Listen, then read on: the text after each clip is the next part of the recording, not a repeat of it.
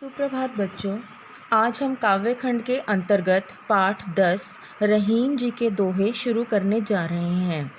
दोहों को पढ़ने से पहले हम रहीम जी के जीवन के विषय में कुछ महत्वपूर्ण बातों को जानेंगे। जैसे कि रहीम जी का जन्म सन 1556 ईस्वी में हुआ और इनकी मृत्यु 1626 ईस्वी में हुई। रहीम जी के काव्य में अरबी, फ़ारसी, संस्कृत और हिंदी भाषा के शब्दों का मेल है, या यूँ कहें कि रहीम जी अरबी, फ़ारसी, संस्कृत और हिंदी भाषा के अच्छे जानकार थे। इनके काव्य का मुख्य विषय श्रृंगार, नीति और भक्ति है। श्रृंगार से यहाँ मतलब सजना संवरना नहीं, अपितु प्रेम है। रहीम जी राजा अकबर के दरबारी कवियों में महत्वपूर्ण स्थान रखते थे। रहीम जी के दोहे नीतिपरक ज़्यादा हैं और इन दोहों की भाषा सरल एवं सहज है कि एक आम आदमी इन्हें आसानी से पढ़ सकता है, समझ सकता है और याद भी कर सकता है। यदि एक बार रहीम जी के दोहों को पढ़ लें तो उन्हें भूल पाना असंभव है और कई बार ऐसी स्थिति आ जाती है कि हमें उनका कोई ना कोई दोहा याद आ ही जाता है। तो प्रस्तुत पाठ में हम रहीम जी के नीतिपरक दोहों को पढ़ेंगे और व्याख्या को समझेंगे। तो चलिए शुरू करते हैं रहीम जी के दोहे। रहीमन धागा प्रेम का मत तोड़ो चटकाए, टूटे से फिर ना मिले, मिले गांठ पर जाए। प्रस्तुत दोहे के माध्यम से रहीम जी आपसी प्रेम संबंधों के विषय में बताते हुए कहते हैं कि हमें प्रेम का धागा जो है वह चटकाकर तोड़ना नहीं चाहिए। प्रेम का धागा हमें चटकाकर तोड़ना नहीं चाहिए, क्योंकि अगर एक बार धागा टूट गया तो वह फिर से नहीं मिल सकता, नहीं जुड़ सकता, और यदि उसे जोड़ा भी जाए तो उसमें गांठ पड़ जाती है। ठीक उसी प्रकार बच्चों हमारे आपसी प्रेम संबंध होते हैं, चाहे वह हमारा संबंध हमारे मित्रों के साथ है, भाई बहनों के साथ है, किसी के साथ भी है। हमें अपने प्रेम संबंधों को इतना नहीं खींचना चाहिए कि वह टूटने के कगार पर आ जाएं। और यदि एक बार प्रेम संबंध टूट जाते हैं तो उन्हें दोबारा नहीं जोड़ा जा सकता, और यदि किसी कारणवश वे जुड़ भी जाएं तो उनमें पहले जैसा प्यार, विश्वास नहीं रह जाता। तो पहले दोहे के माध्यम से रहीम जी हमें आपस में किस प्रकार रहना चाहिए यह सिखाने की कोशिश कर रहे हैं। आशा है आपको पहले दोहे की व्याख्या समझ आ गई होगी। अब हम शुरू करते हैं दूसरा दोहा। रहीम निज मन की व्यथा, मन ही राखो गोए, सुनी अठी लेहें लोग सब, बाँटी न लेहें कोय। प्रस्तुत दोहे के माध्यम से रहीम जी कहना चाहते हैं कि हे मनुष्य, निज मन की व्यथा मतलब कि अपने मन की बात को, अपने मन के दुख को मन में ही राखो गोए, यानी कि मन में ही छिपा कर रखो। गोए मतलब छिपा कर रखना। रहीम जी कहते हैं कि हमें अपने मन के दुख को, अपने मन की व्यथा को अपने मन में ही छिपा कर रखना चाहिए। सुनी अठिले हैं लोग सब, यदि आप किसी कारणवश अपने मन की व्यथा को, अपने मन के दुख को किसी के सामने जाहिर भी करोगे तो वो सुन लेंगे, आपकी बात को सुनी मतलब कि सुन लेंगे। अठिले हैं और पीठ पीछे आपका मजाक बनाएंगे। अठिले हैं मीन्स मजाक बनाना। और लोग सब लोग आपके मन की व्यथा को एक बार सुन तो लेंगे, परंतु आपकी पीठ पीछे आपका मजाक बनाएंगे, आपका मजाक उड़ाएंगे। बाँटी ना लेहे कोई, कोई आपके दुख दर्द को बाँट नहीं सकता।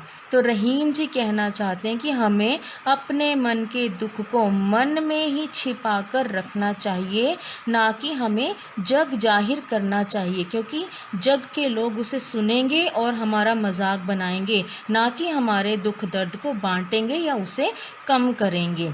सिर्फ आप अपने मन के दुख को, रहीम जी कहते हैं, अपने माता पिता के साथ बांटिए, क्योंकि संसार में सिर्फ माता पिता ही ऐसे व्यक्ति हैं जो आपकी बात को सुनेंगे भी, समझेंगे भी और उसका उचित उपाय भी आपको बताएंगे, ना कि आपका कोई मजाक उड़ाएंगे। अब अगले दोहे में रहीम जी कहना चाहते हैं, एके साधे सब सधे, सब साधे सब जाए, रहीमन मूलहि सींच बो, फूले फले अघाए।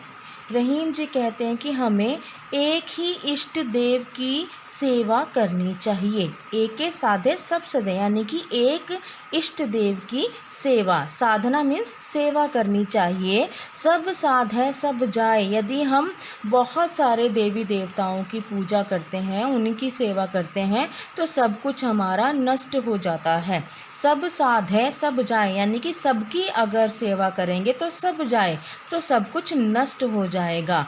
रहीम जी कहते हैं कि जिस प्रकार मूल ही सींच बो, हम एक वृक्ष की मूल यानी कि जड़ को अच्छी तरह सींचते हैं, उसे अच्छी तरह पानी देते हैं, अच्छे से खाद डालते हैं, फूले फले अघाए, और उस वृक्ष पर फिर अच्छी तरह फल फूल लगता है, जिसे मनुष्य खाकर अपनी आत्मा की संतुष्टि करता है, वह तृप्त हो जाता है। अघाए मीन्स तृप्त होना। तो रहीम जी कहना चाहते हैं कि हमें एक ही इष्ट देव की सेवा करनी चाहिए, ना कि अनेक इष्ट देवों की सेवा। यदि हम करते हैं तो हमारा सब कुछ नष्ट हो जाएगा। ठीक उसी प्रकार हमें जैसे हम एक ही वृक्ष की जड़ को सींचते हैं, तब उस पर बहुत अच्छे फल लगते हैं, जिसे खाकर मनुष्य तृप्त हो जाता है। तो कवि के अनुसार इस संसार में सभी को प्रसन्न नहीं किया जा सकता, किसी एक को साधने से उसकी कृपा पाई जा सकती है और सब कुछ प्राप्त किया जा सकता है। अगले दोहे में रहीम जी कहना चाहते हैं, चित्रकूट में रमी रहे, रहीमन अवध नरेश, जा पर विपदा पड़त है, सो आवत यह देश। चित्रकूट पर्वत, हमने यह नाम सुना भी हुआ है कि जब श्री राम को 14 वर्ष का वनवास हुआ था, तो उस वनवास के दौरान वो चित्रकूट पर्वत पर जाकर रहे थे। चित्रकूट में रमी रहे, मतलब चित्रकूट में रमी यानी कि रहना। रहीमन अवध नरेश, अवध नरेश यानी कि श्री राम, जो कि अयोध्या के राजा बनने वाले थे। अयोध्या के राजा जब उन पर विपदा पड़ी, जब उन्हें वनवास मिला, तो वो चित्रकूट पर्वत पर रमी यानी कि रहने चले गए। जा पर विपदा पड़त है, सो आवत यह देश। रहीम जी कहना चाहते हैं कि चित्रकूट पर्वत एक ऐसा रमणीय स्थल है, ऐसा शांत वातावरण है वहाँ का, कि जिस पर कोई विपदा यानी कि मुसीबत पड़ती है तो वह वहाँ रहने चला जाता है और अपनी सब मुसीबतों को दूर करता है। एक चित्रकूट पर्वत रहीम जी के अनुसार ऐसा स्थान है जहाँ पर यदि कोई रहने जाता है तो उसकी सारी मुसीबतें, उसके कष्ट, उसकी दुख तकलीफ़ें सब दूर हो जाती हैं। अगले दोहे में रहीम जी कहना चाहते हैं कि दीर्घ दोहा अर्थ के आखर थोड़े आही, ज्यों रहीम नट कुंडली, सिमटी कूदी चढ़ जाही। रहीम जी कहते हैं कि जिस प्रकार दोहे के जो अक्षर हैं वह कम होते हैं, दीर्घ दोहा अर्थ के, दोहे के अक्षर जो हैं वह थोड़े हैं, आखर थोड़े यानी कि दोहे में जो अक्षर हैं वह थोड़े हैं, परंतु जो उनका अर्थ है वह दीर्घ यानी बहुत बड़ा होता है। छोटे से दोहे में बहुत बड़ा अर्थ छिपा होता है। ठीक उसी प्रकार जो नट है, नट यानी कि बाजीगर, बाजीगर जैसा कि हमने कई बार देखा है कि सड़कों पर ये जो बाजीगर हैं अपनी कलाएं दिखाते हैं, एक रस्सी पर एक वो डंडे की सहायता से चलना और कलाबाजियाँ मारना, उन्हें नट कहा जाता है। तो रहीम जी कहते हैं कि ज्यों रहीम नट कुंडली, जिस प्रकार बाजीगर या कह सकते हैं कि वह छोटे लोग, जिन्हें कि हम समझते हैं कि वह छोटे लोग हैं, परंतु जो उनकी कला है वह बहुत बड़ी है। जिस प्रकार एक बाजीगर सांप की तरह कुंडली मारता है, अपने शरीर को समेट लेता है और ऊंचे से ऊंचे स्थान पर कूद मारकर चढ़ जाता है और उतर जाता है। ठीक उसी प्रकार जो दोहा है वह छोटा होता है, परंतु उसका जो अर्थ है वह बहुत बड़ा होता है। इस प्रकार रहीम जी बताना चाहते हैं कि हमें कभी भी किसी को छोटा या बड़ा नहीं समझना चाहिए, सबकी अपनी अपनी क्षमता होती है। अगले दोहे में रहीम जी कहना चाहते हैं, धनी रहीम जल पंक को लघु जिए पियत अघाए, उधई बढ़ाई कौन है जगत प्यासो जाए। रहीम जी कहते हैं कि जल यानी कि पानी और पंख यानी कि कीचड़, उस कीचड़ भरे जल भी को धन्य कहा गया है। रहीम जी ने कीचड़ भरे जल को धन्य कहा है, जिसका पानी पीकर लघु जी यानी छोटे छोटे जो पक्षी हैं पीकर पानी अपनी प्यास बुझा लेते हैं और तृप्त हो जाते हैं। यानी कि रहीम जी कीचड़ भरे जल को धन्य कहते हैं, जिसका पानी पीकर छोटे छोटे पक्षी अपनी प्यास बुझाते हैं और अपना तृप्ति महसूस करते हैं। परंतु उधई बढ़ाई कौन करे, उस बड़े उधई मतलब समुद्र, उस समुद्र की बढ़ाई कौन कर सकता है, जगत प्यासो जाए, जिसके किनारे खड़े होकर भी मनुष्य प्यासा ही रह जाता है। क्योंकि जो सागर है, समुद्र है, उसका पानी खारा होता है, जिससे पीने से इंसान की प्यास नहीं बुझ सकती।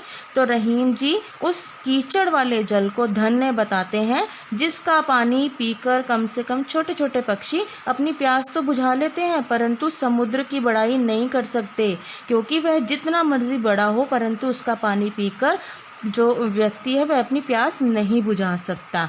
ठीक उसी प्रकार रहीम जी कहना चाहते हैं कि कोई भी छोटा या बड़ा नहीं होता। तो बच्चों, आज हमने रहीम जी के पहले 6 दोहों को पढ़ा और उनकी व्याख्या को समझा। आशा आपको यह व्याख्या समझ आ गई होगी। अगले भाग में हम अगले दोहों को पढ़ेंगे और उसकी व्याख्या को समझेंगे। धन्यवाद।